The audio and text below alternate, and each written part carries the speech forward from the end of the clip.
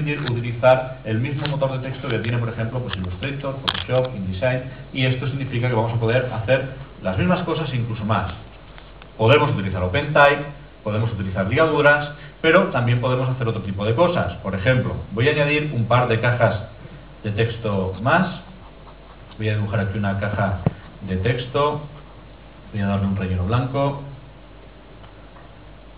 Voy a hacer lo propio con otra, también con relleno blanco. Y si selecciono la primera caja de todas, si os fijáis, aparece el símbolo rojo de más, que, bueno, aquellos que trabajéis en InDesign, por ejemplo, será familiar, porque quiere decir que hay texto oculto. Ahora puedo hacer clic en esta caja y hacerla fluir en el resto de cajas que tengo dentro de Flash. Y, como os podéis imaginar, cualquier cambio de escala o de tamaño de esta caja hace que el texto fluya en el resto del flujo. ¿Vale? No solo eso, sino que también tengo la posibilidad de, por ejemplo, crear cajas de texto con dos columnas.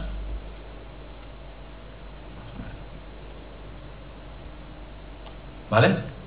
Y aquí sí que, digamos, aventajamos a InDesign. Podemos también utilizar texto no latino, ya que una de las nuevas prestaciones de Flash, que era una de las más pedidas por muchos clientes, era la posibilidad de trabajar con texto de derecha a izquierda, de izquierda a derecha o de abajo a arriba y de arriba a abajo, que nos va a permitir también adoptar proyectos no únicamente con alfabetos latinos, sino con todo tipo de alfabetos como el kanji o el kana japonés, hebreo, árabe, farsi, etcétera. Por ejemplo, voy a copiar ese texto en japonés y perfectamente lo voy a poder pegar en cualquiera de las cajas de texto que tengo en Flash y lo va a aceptar de la misma manera que si estuviera trabajando con una aplicación nativa en ese idioma. ¿Vale? Muy bien.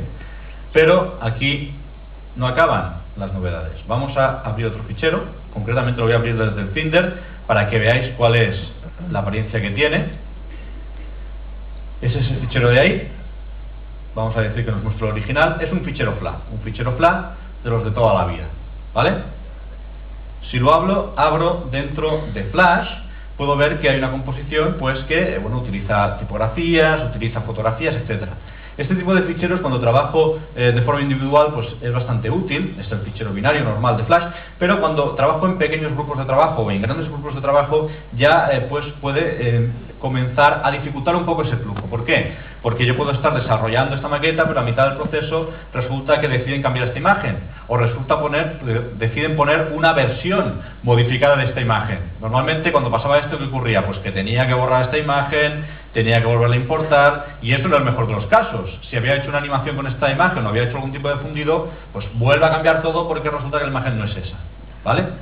Bien, ahora, con el nuevo Flash CS5, una de las opciones que tengo es guardar este fichero, pero en lugar del formato FLA binario de toda la vida de Flash, lo puedo guardar en el nuevo formato XFL, un formato nativo también de Flash, pero que está basado en XML en lugar de estar basado en unos y ceros como el formato binario. ¿Esto qué va a permitir? Pues lo vamos a ver ahora mismo.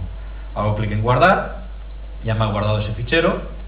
¿Vale? Vamos a volver a la carpeta del Finder que teníamos y fijaos que al lado de mi fichero FLA hay una carpeta con el mismo nombre que el fichero original.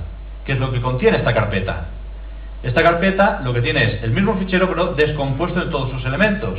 Un XFL con la estructura del fichero, una serie de XMLs con toda la información y una librería con todos los assets, con todos los media que se han utilizado en ese fichero. Por ejemplo, si quiero modificar esta imagen del globo, pues ahora ya la voy a poder abrir con Photoshop,